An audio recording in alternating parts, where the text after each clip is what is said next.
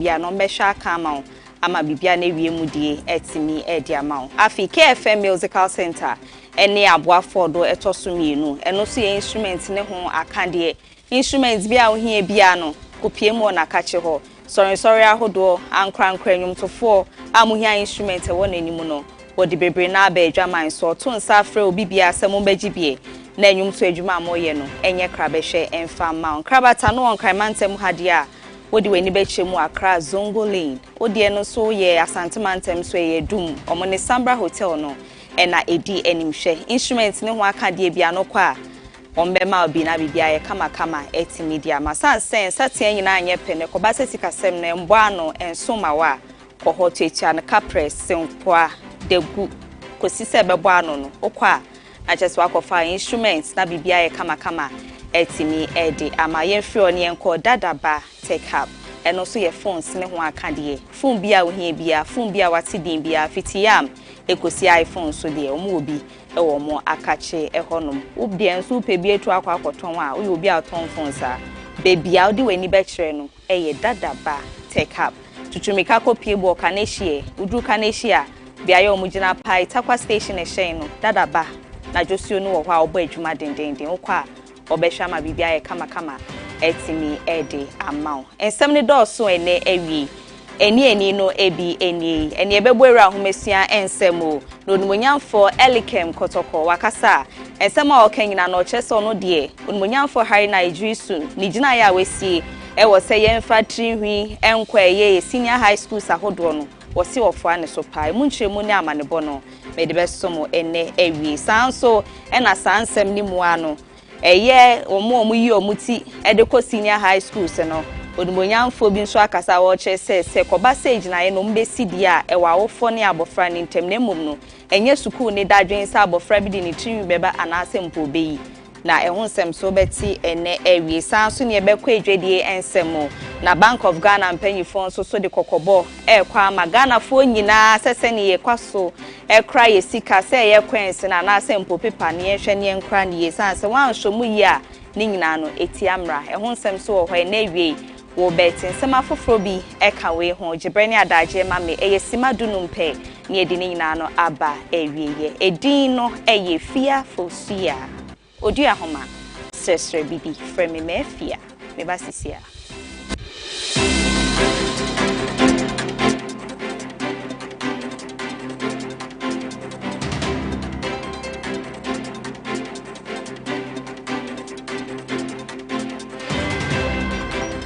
Mesanda semu akwaba bi mfambra KFM TV eso ye hyensem na se ne ewie dia ye mofra ya omo cultural basic education certificate examination BC so hewie nansen ya wo mo to aso akọ eye nto aso suku ahodo e wo man Ghana ha no ehun sem bebre na na ababeda edwa ebi ene sa abofra bi an video call viral na chese ono ankasa o hyese ne ne triwi bu ni komu a na edoso yie pa na anasene wonya ya Central Girls ane wo se wokono e wa santimante na so yisiri ni nyina egu na reho sem se bra abofra ni yiti ni gu ye no na adane osu adane an areho na numu na adehye bi no ma eche se kobasa abofra bi kopenim de ne ntitiye e won to aso suku ahodo anka se bi oni tinhwi de nkemfa ho hwe na sansem ni mwenam so ma onmunyafo Hari Nigerisu a ono ye soafo hwe ye homesua ho sem o man Ghana ha no oba monten de December na ne betu dwa o chem se da bi sebio e yanto aso suku ahodo ayekọ no enye beauty contest na say beauty pageant bi na okọ na audio trinwi egu so sansa abofra de o ma no 1 inch ade e beche no ada ne 10 inches woka se ne fa trinwi bra o china na shoe akese ene ntade akese no mde beba nti sagina ne de wogina so pampe che se nya de so do trinwi beko na enum no nmonyafo Elikem Kotoko ukopie mu e wo forestry commissioner we deputy CEO Edma Sasoye no wo kire stage na ya onmonyafo Hari Nigerisu wesi no wo fo ane so ye pa sanse suku de wo kwa wo kwa se betenetene wo na ada wa mo abawe ni papa wo man Ghana ha nti tinwi de sebio enya de se no betimi aboa mu nhyemu ene nto aso no eni I find absolutely nothing wrong with children having to be put in the right way of discipline at this age. I am rather shocked at any person or persons who suddenly, out of the blue, want to all of a sudden champion a certain goal of right, left or wrong, and democracy, and pardon my French, but all that nonsense. We have all been to school, haven't we? Indeed. Even when we were in primary schools, you were told where to cut your short up to. It doesn't have to go below the knee level, your dress, your nails. Look, I mean, let's stop this nonsense. And I am very passionate about things of this nature. If we are today saying that you cannot cut or trim your hair, tomorrow we will now be saying that you can leave your nails. The next moment, then there's no need for uniforms. What is the purpose of all this? It is aimed at instilling some form of discipline in our children in the basic, primary, junior, and senior high schools. That is all. It is not to enslave them, or it is to keep them disciplined so that they learn to be disciplined after a while. When you go to tertiary, there's all the freedom there. My daughter, also had her hair, her natural hair as well. And she was always like, oh, she won't cut this hair. And I kept laughing always because I felt she didn't know that when the time comes, she was... But you knew this. Yes.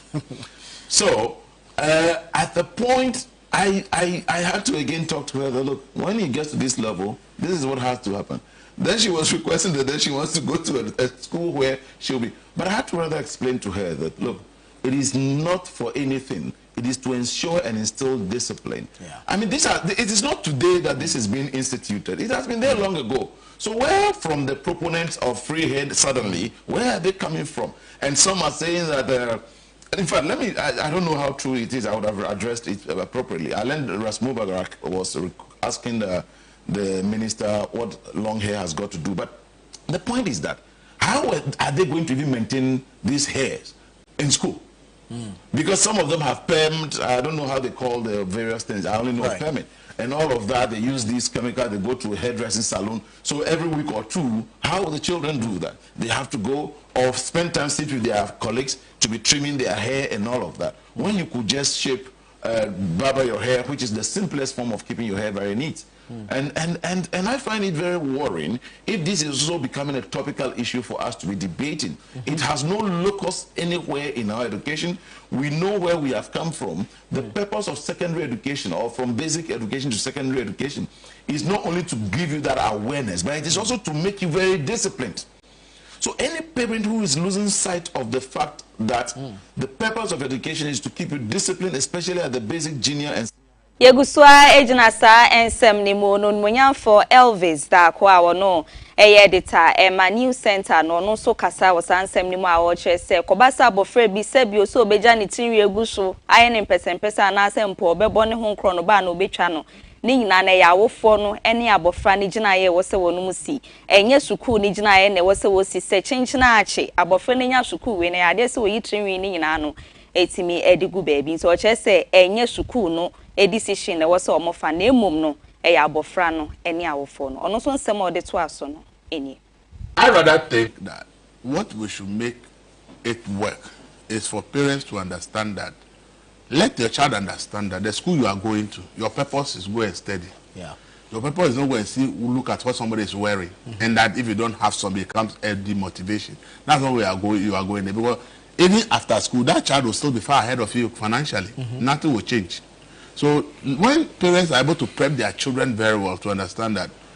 even you going to secondary school, you are not working. Me as a parent, I can't afford to do your hair for you, so you will cut it. If a parent says, that's for me, I can afford to do your hair for you every 2 weeks, so go to school and I'll provide. That is also another thing somebody can afford. I think that when it comes to choices, we should just let the children understand that education is for you to go and do ABCD. Not for you to, it's not a fashion contest for you to go and be comparing yourself that so this person has this person has that, and I don't have it, and I don't have that. And this idea of long hair, the question is if the person has long, what is the impact on the person's academic performance? How does it affect academic performance if the person has a long hair? If it's a short hair, what is the academic performance impact? All this nobody is asking, we are just making it back. I believe strongly that if we allow the children to go to school, based on the preferences of the children, if the parents, if the parent think, as for me, my child can keep one Ecolag, I don't want my child to use chop box, so I'm going to buy a plastic chop box so that the child will look very neat for everything, I think we should allow it. We shouldn't let the schools be bringing this kind of rules that create the impression as if a long hair will make you fail. I don't understand it. As for the indecent of short dressing, that we understand. But in terms of hair, I don't really understand why hair is an issue. I don't think that hair should be an issue at all in our schools. Because I don't see how the style of haircut I have will have any impact on my academic performance. So I don't think that this rule of teaching us somebody must have this type of haircut and the rest, I don't buy into that. I think that we should leave that decision to parents. If the parents say, I can afford to buy, send my ward to the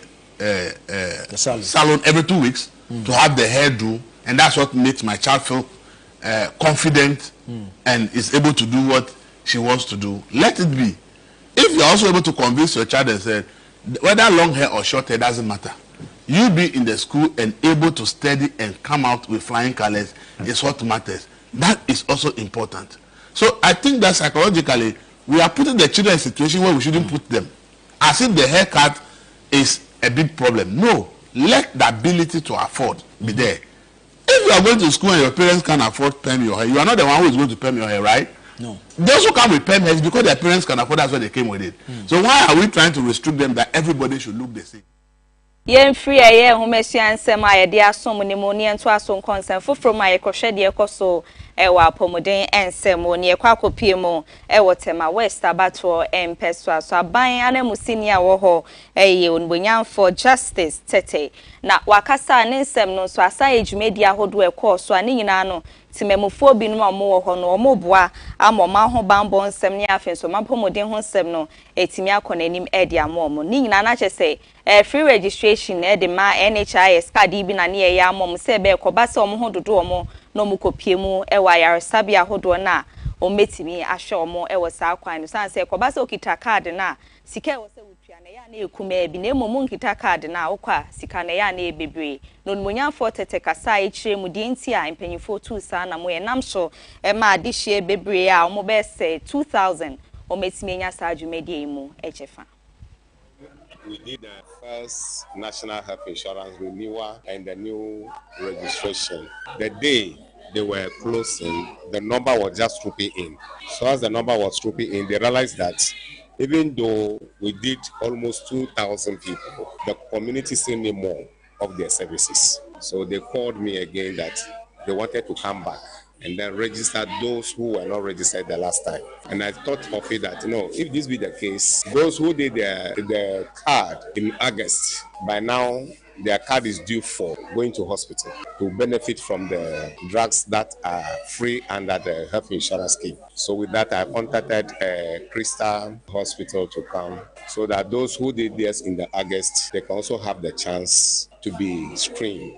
This one is a joint one. The first one was only in National Health, but now the doctors are here, the nurses are here, and they're taking them through the health screening. That's hepatitis B, breast cancer, BP, sugar.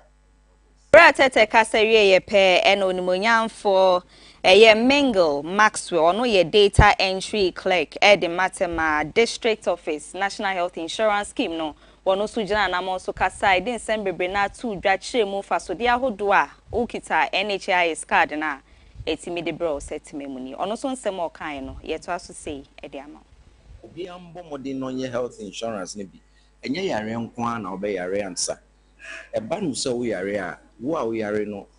hwe mfa ho but obusuanfo a watwa ho ahia no omo no mokukuru odi ukoba esa na koye hawa ma omo ntimesre se wo mbeye bi na ehye wo na wo yare a ufa wo kada na odi akọ so entwen yare ansa ino mo bi eno anyimre akoda na ne ho ye anope sorry no ntime sorry wa yare ye mbọ mpa ye se yare na mo card no eno na betumi aboa amra wo yare a wontime nya hwe a wo miska no eno so aboa na aboa wo kakra ntime sre obi bia mbọ modern na onye national health insurance ne bi sanse ho nya ye pa fi omo munya adwumedie so ho fa so mechire protocol be ka se beneficiaries na omo so den sem sei and I too dwa ya na asia sem omo de ma onimonya for tete a ono ya assembly member the Matema West and in important omo so nsem a omo kan ye no sei and omo de too dwa if conditions am for so by no eboai obi buy omonua omonyamboa obi muso buy breast cancer check omuso ye nti we there say nye nipa a odwen kote a ye de amano leadership a ya amano na say odwen na amafo ho say a nka Ghana ye betumpo say na honorable justice waba ye area na waba boa omo a omo ni bi obi muso a omo didem omo ina eboa wa nti anakware ni nya waye ne eso ye ni anyame nko a ye muslim community ayo ha na ya danase yankopon ontini nko mano no ontimi da mfamaye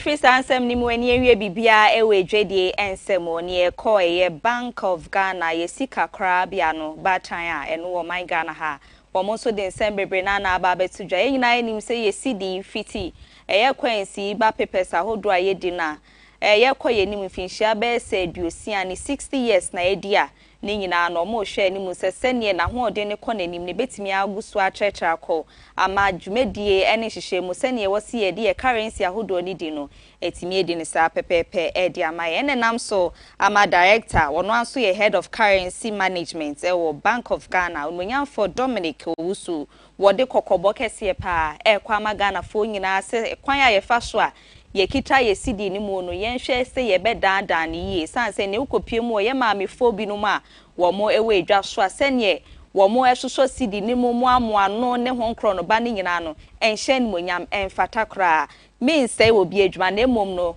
wo mo ton bidie engo ene sa anwuma bi no etete sa no bekọ na kyese de wo ton na ye sika ne ho nyina no wo kyese nya de se ehye nkra ne kra afin so koba se ye fin na afie mu amoasa udi bepie mu ewo bank ahodo a omo de hye machine mpo na omo kenkan ehu sika dodo ade abeya na edin ye mo omo ntinke beya se ne ye fa so kra ye sika na yenya mfinhia na de osia o sika gigye nim nya afin so sika de enimu no ki yenhwe ne yenkuta ye sika ne ye se ye kwen so se ye pepe so ni nyina ne betimi aboa ma hoden mapa ye hwe enimu se yensa beka ewo ye sika kwan so no bibia no betimi akoye nti we de kokobo eno kwa ama Ghana fo nyina se ye nyina ne yenhwe se ye be masa adwumedie ne hyehyɛ no bibia no etimi ewiemudie ye bre no enya aso nti ede mu si na ansa ne be kone sem no dedi mu akotene bi eni ye bowra ye video e call viral ni mu a enam so abofra wo kontra so suku ye twitwa ne tinwi ana wo su no ho nsem e wo ho enam so ma nmunyamfo elekem kotoko be kasafa ho a wo kire se ono de ono nmunyamfo hari na ijusu ya adwen pa sanse suku na wo kono enye so okobo life go na emom nimdie e na akwa akohwehwe wo ho sanso ye du bowra nsem foforo emu a onmonyamfo eye Elvis da ko no so kasa ya wo kire se koba se abofra bi mpese obeyi ni ti anase mpo pese obo ni ti diko suku a ejina ya awofo ne ni abofra ne wosi osi na emom no enye suku no na wo so omofato makoma pono so sanso na edwedie ensemo Bank of Ghana so de kokobo kwa ma eye Ghana fo nyina se yesika ye die no yembo modern si ye be krakra ne ye koba se kwan ye fa so mu ne ho nkro no bebi wo ha na ehye ni monyam eno so nsem ye dedan na ensem bi no meka we wa ne nyina no don hwe kakra ntemu ekọ no yetimi ede amam ye da se ye pa se wagebre ne adaje etimi aka ye ho wo sa kwan ne so ye kodia na kase bo na echi aseda no ye mfa Make FM Musical Center Talent Microfinance na afi dadaba Tech Hub meko na emom no KFM TV nko esanse MC Efo Kafukafu